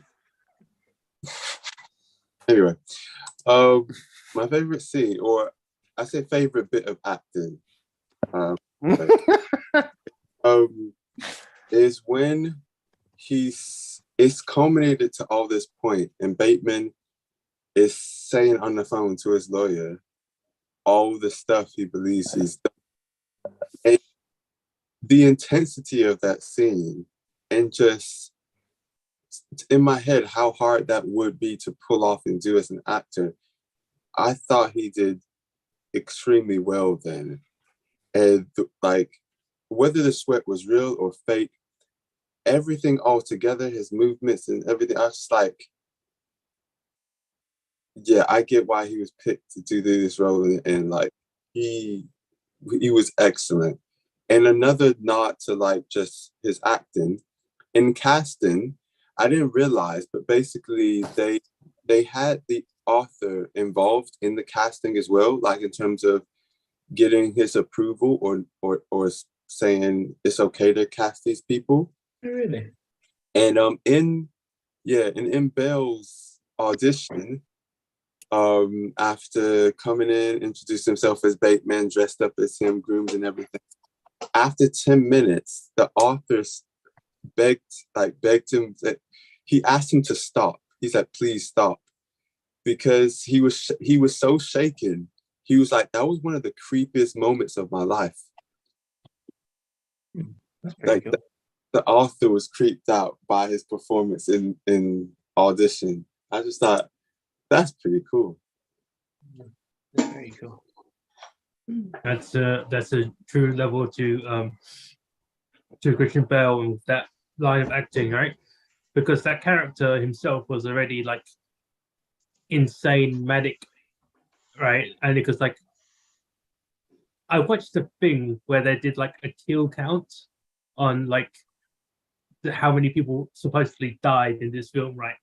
And it's supposed to be only like if you count like the old lady, the guy, the janitor, where he walks through the revolving door, then walks back in with the revolving door just to shoot and walks out again.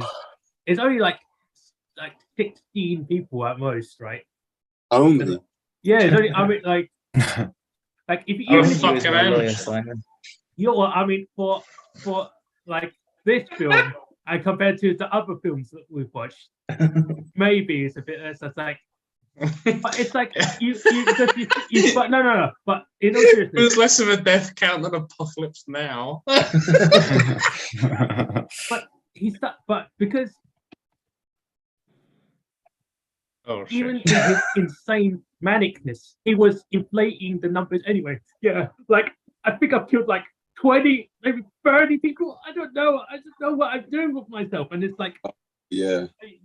you're so, even if you're admitting to your lawyer that you've killed people, you're admitting that you've killed more people than we've already established, and it's like you're just like just that sort of guy, I guess.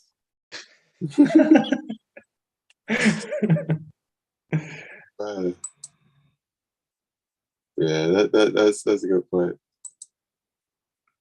But, Pat, because I think you are the one who scored the highest out of all of us, what was your favorite scene? Probably the scene that sort of epitomizes the kind of characters that we're dealing with. The business card scene. Oh, That sort of, if you didn't know what was going on at first, or the sort of characters you were going to be dealing with at first, that sort of gave it away. Mm. I mean that's definitely like one of the other scenes that are like so distinct in this movie. Is that off eggshell white with the papyrus style writing. It's perfect, and drops it out of his hands. Like he just couldn't grab onto it himself. And it's like that's I think that's another one, like what I was saying earlier, where he's such a creepy character because he has these things that like normal people do, but it's just to such an absurd level. Because I could see me sort of looking at a business card and being like, oh man, that's like spaced a little differently to mine and it's a slightly different color. But yeah, like, so I could see like me sort of making the same observations, but where he's kind of like sweating and he's getting like so angry about it, that's where you kind of go like, oh man, I hope I'm not relating to this guy too much. Like, it's really effective, I think. I was getting like I think it was by like the third one. I think it's like Bryce's card, and like there's a little bit of fraying on like the edges, and I was just like, get fucking shit on, mate. Fuck off. You suck. And yeah, I was like, oh yeah, maybe this is. Another note, I was thinking in the novel, Patrick Bateman was much worse in terms of like racist, sexist, homophobic, misogynistic, all the kind of terrible stuff, xenophobic kind of traits. And I was saying maybe that's partly why the author, when he had originally published it, he got several death threats. Like, yeah. People find it super weird to be like, this is obviously, I'm taking like a little bit from his character and like absolutely. But like even just like an interest in serial killers is like seen as fucking like really weird. And like even like and obviously it's a bit of a red flag where you go, they're a little bit into those serial killers, aren't they? And you go like, but like for some people it's just an academic thing, but like when you're doing that stuff, it's there's a bit of a stigma to it. Well, you say stigma, right? But like people, and like in this is real life, right? Serial killers are usually the handsome ones at least are very well liked. Like if we talk about Ted Bundy, Sorry, right? Simon. It's like they're like it's such a weirdness about it. You can write about a serial killer, you get death threats, but if you are a serial killer, you get fucking flowers. It's like what the fuck? That's It's quite like true, actually. it's like I think, like, I hate people. I just hate people sometimes. Not enough to kill them. Not enough to kill them. I think with the book though, right? So like, to me, it was quite obvious that like you were supposed to be sort of finding him ridiculous and stuff. But I can see why people would maybe miss it. But the thing that I didn't like about it is that Patrick Bateman in the book is basically written as if he's just like a hodgepodge of like loads of different mental illnesses.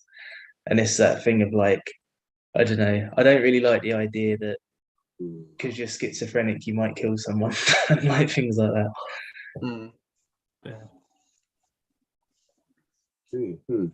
On another thing, when I was watching the film, there were like maybe just a few moments that reminded me of Dexter, because of course he's another kind of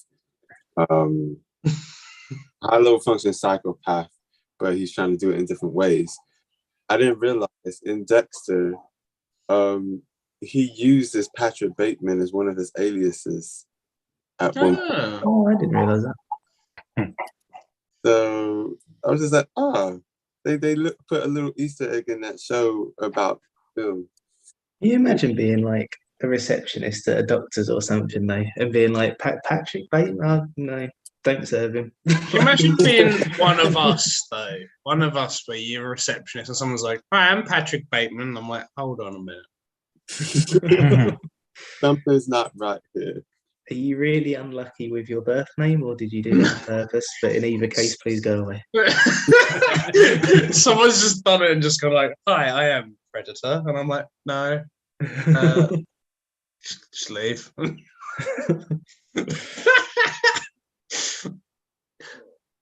Yeah, no, this was one of the things that got me annoyed with it, though, because like I watched Dexter as like a teenager, so watching Patrick Bateman walking around with someone in a body bag while it's like seeping blood and that, and I was just like, Dexter would fucking murder you, man. Like there's. I think because Dexter is like, actually happening in reality, and like he's like being careful, and that's like his whole character and stuff. I think that's why I found this so frustrating when I first watched it, because I was just kind of like, you're not being careful at fucking all. Like, fuck me. Yeah. But that's the thing, though, isn't it? Like, it's sort of a negative and a positive, because something that I didn't like about it at first was I was like, this is so like one note, because all the way through he just does what he wants, nothing ever changes for him, and then it ends. But then I suppose that's the point in it, is that nothing has to change for him, because he's in a world where everyone's the same and he can do what he wants because nobody cares about anything other than themselves. Like, they're all Patrick Bateman. Yeah. Like, I found that so interesting just as an idea. Like, this is like the logical end point of making everyone interchangeable.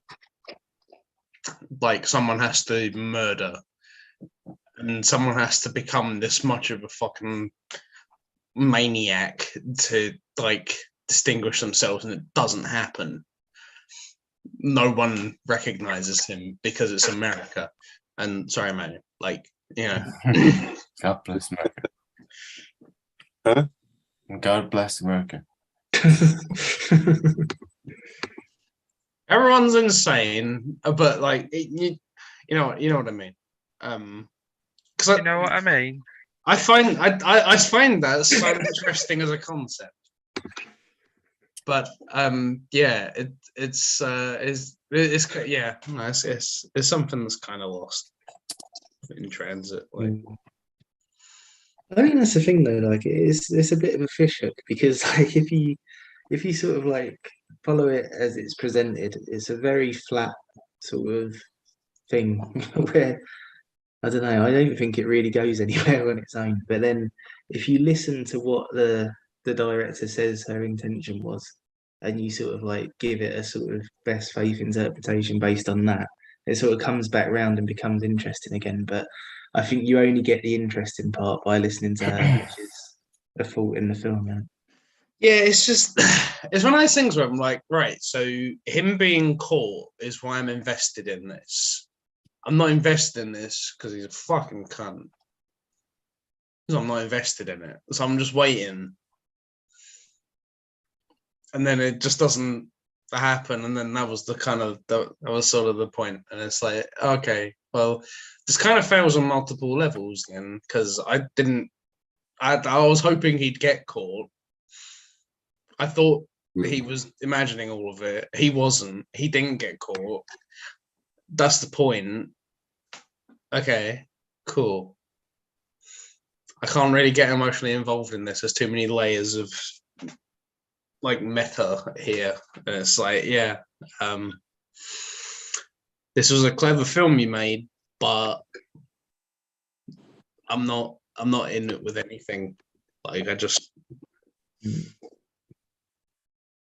don't know how much sense I'm making. I'll level with you. No. Maybe I'm imagining all of this. I don't know. No, or you need to start self-narrating about everything first before you get. I thought you were just saying you need to drink some water. I was like, yeah, no, that's true. But no, because like this film is very, very, as you said before, it's like, oh, yeah.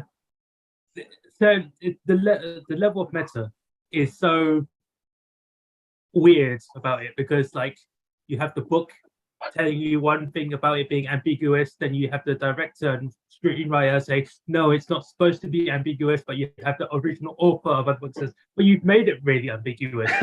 So it becomes because it's no one could really agree on what it's supposed to be. It becomes there, and it's like, well, it's a whole mess of with good acting. Because everyone in this, all the guys in this film was amazing at what they were doing, right? Christian Bale, with Defoe, right? Even Jared Leto was kind of pretty good, right? Even though he was just like in it for like let's say 5-10 minutes, right? All of the acting and all the stuff that they were done was very well made. It's just not structured properly, and because it's not structured properly, it becomes a bit of, well, it just becomes a mess, right? I want to know. You get like a bunch of, I don't know, you get like a bunch of scenes like just together where like the joke is, I don't know how to get out of this conversation, so I'm gonna claim that I'm returning videotapes. I really like that, to be fair. I like his go-to just being that. They're all like spliced right together, and it's like there's 4 separate scenes where he tries to get out of it by claiming he's doing video, like he's returning videotapes, and I was like, I get the joke, I understand. Like, he doesn't know how to get out of these situations, so he creates an obligation he doesn't like. That's not that important to like get out of it, but like it is pretty much, it goes like there's like 3 of them like right against each other, and it's just like but yeah, like Simon said, the structure is the structure is quite weird. So there was another interview with Bret Easton Ellis that I watched, and so like I said, he thought that the film was kind of more successful at being this sort of ambiguous satire than his book was, and in this other interview that I watched, he was kind of challenged on that, and his sort of response to it was that the problem is that film is a medium that requires answers, which I don't think that's the problem. I think the problem is that this film gives you answers. It just gives you answers that it didn't intend to give you. It's just. Yeah. Well, the thing, like, because, like I said, when I first watched it, my immediate thing was like, oh, well, if it's not reliable from his testimony, nothing is, because that's like just the easiest thing.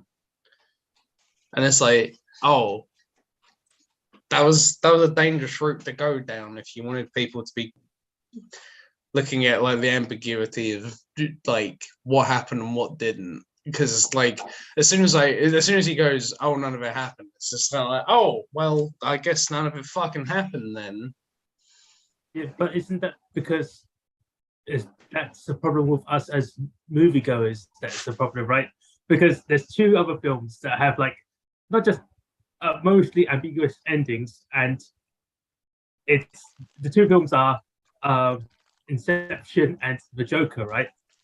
Because like everyone has like I mean, like, I'm not sure about this particular group, right? But a lot of people on the internet argue about the ending for Inception because, you know, it cuts to black and everyone went, what the fuck? Was it a dream? Was it not a dream? And like everyone argued for this, just arguing for like arguing's sake. And it's just like, it doesn't matter. It's supposed to be ambiguous, but because people wanted like answers, it just becomes a annoying thing, right? Then with The Joker, it's like, oh, right. Was he just having this whole scene in his mind and he was just still stuck in that room with that therapist lady? And it's like, no, yes, maybe. It's ambiguous again, kind of, but not really. And it's Well, like, Stanley Kubrick films are a good example of this because, like The Shining, for example, in 2001, like the whole point is that they end on this like impossible image, and then from that one image, there's so many like conclusions you can draw, and it's up to you what you take from it. Whereas this, you don't get an impossible image so much; you just get an implication that it didn't happen. Like it's. Yeah, because that was what I found annoying about it. It was just, oh, yeah, if that didn't happen, then all of it could have just not happened. So I guess it just didn't happen. And I was like, oh, that's not that interesting. On another note of things that didn't happen but almost did, before you came, Alec, I said a lot of things about how this film could have many times almost became other things, or other actors involved, other directors involved, in all sorts. But it became a TV show on NBC, and Keanu Reeves was also apparently offered. Keanu Reeves. I know someone who'd have been on board with that one. Man, imagine Keanu Reeves as Patrick Bateman. Just like, I can't imagine Keanu Reeves doing like the dancing and stuff. Oh, dude, could I ever be more pissed off? You need the guy playing Patrick Bateman to act, and I don't think Keanu Reeves is up to that. Because he's like a nice guy, but he's not much of an actor.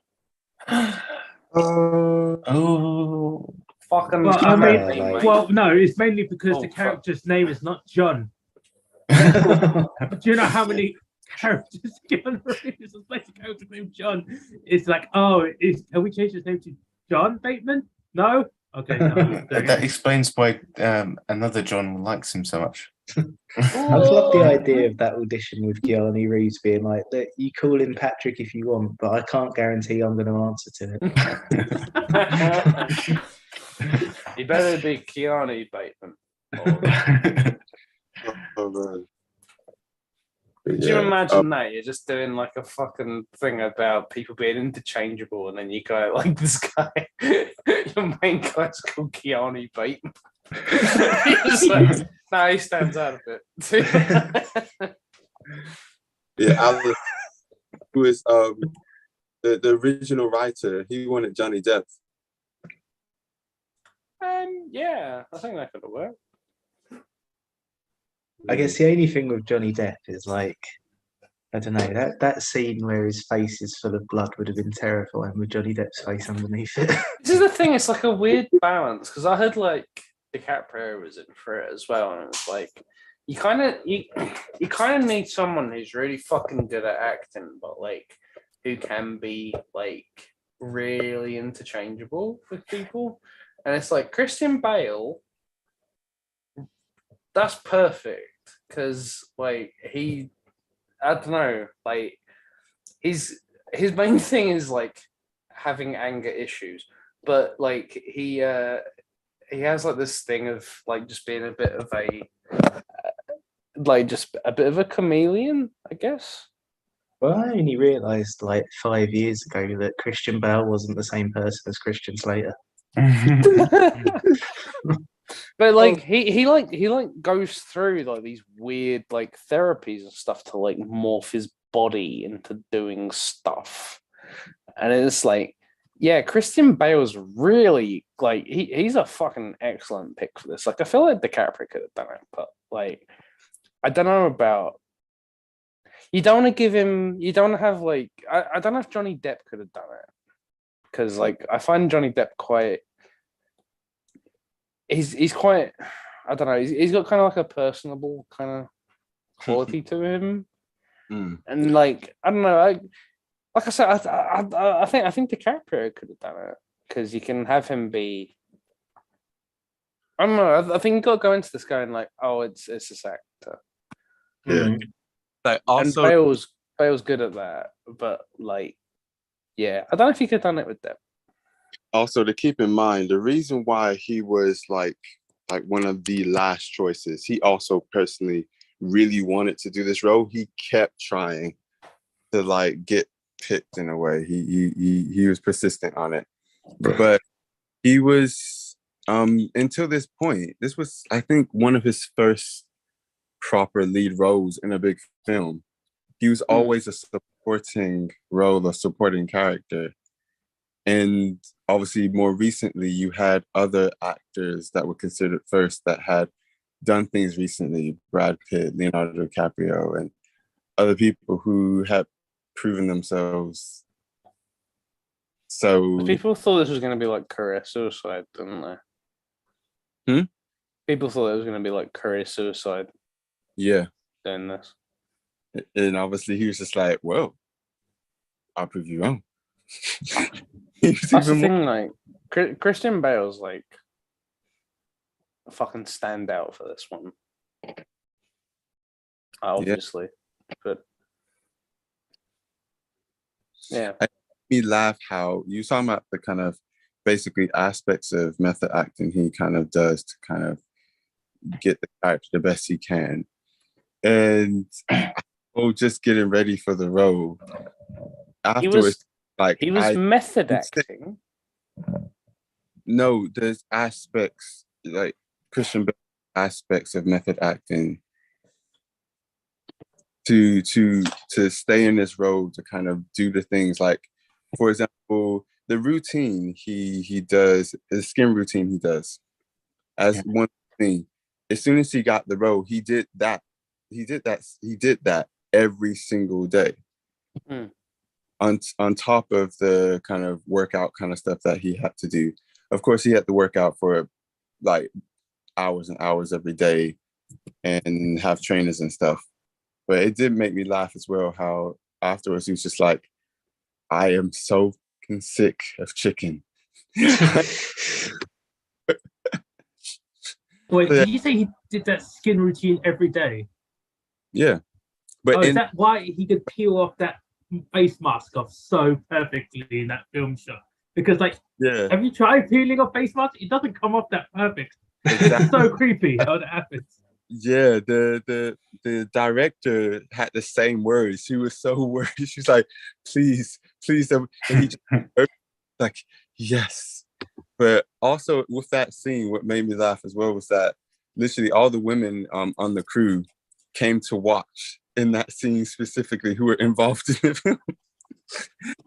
They came to watch him shower, naked, and get ready and stuff. What a mystery. But yeah, he did well. I think, yeah, I think as well, like you kind of have to when there's like the scene where he's fuck no, it's called a sparse or something. I can't remember, but like he's doing that bit where he's going about we need to end apartheid and like solve world hunger and like all this stuff, and it's just kind of like you got to strike a really like firm balance there between like I believe this but also I don't believe this, and like he's doing a fantastic job because like the point of the scene is obviously that he's like just parroting like sound bites and stuff that he's heard, but like he needs to pretend he believes it, and like that's just like a really complicated bit of acting that he's doing there. But I think he is actually, that might actually be my favorite scene actually, because like I think because yeah, when he's finished, like Bryce laughs at him and he's just like, what the fuck, and then like Lewis Carruthers like goes like, oh my god, Patrick, that was so thought provoking, and he's like, yeah. But like that's a really nuanced bit of acting he had to do there. Because you know that Patrick doesn't actually believe any of that stuff, and he's just saying it because, as you're saying, he's just parroting it. Because like as we go back to his self monologue scene, it's like there is an idea, but we just don't know that people see on the outside, but they don't know the cold, meticulous, murderous person that's inside my heart. And it's just like, yeah, that's a perfect scene. That's why Bryce laughs, because he thinks it's a joke. Like he's just got all of it, and it's just like, oh yeah, all of these social issues, all of these little talking points, I have to voice these because that's all I know. And Bryce is like, I can't believe you just fucking did that, and just laughs at it. And then he's like, what the? Why are you laughing at me? Like it's not something that's like said or anything, but it's like a little facial expression where it's just like, why the fuck are you laughing at me? And it's like, that's so fucking good.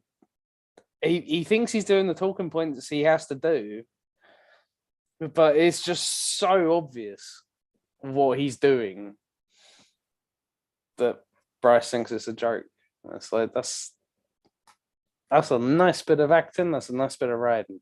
I like it. And that's like a different from my favorite scene about. Oh, I explained it earlier, but I'll explain to you because you just came in late. My favorite. I'm sorry. No, it's not. I apologies.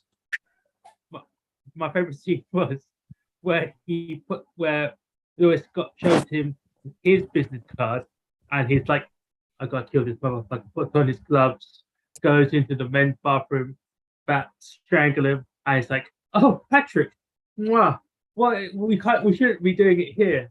And you see him like freak out because essentially Lewis gave him a kiss on the hand, and he looks like he had to go. You saw his face where he's like, "Oh no, I've got gay cooties." I have to go to the bathroom and wash up the gay cooties. Because that, as I said to like explaining it beforehand, like that is probably Patrick Bateman in his most realist form, because there's no one else there. He's literally being himself, being like freaked out because this is not normal, and all of this is like, because there's no social norms that are right here, right now, and all of this just freaks him out. He becomes just like, I have to I have to clear my mind. I have to get out of this scene. It just freaks me out too much. Oh god, oh god, oh god. It's so gay.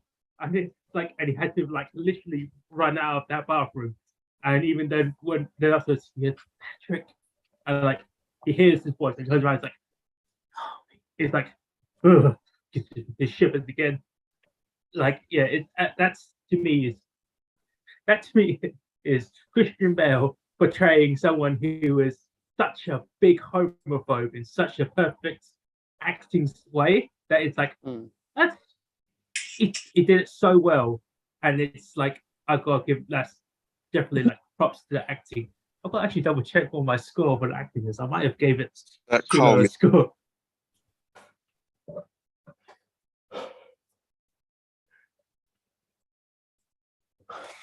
I do think it's one of those things as well where like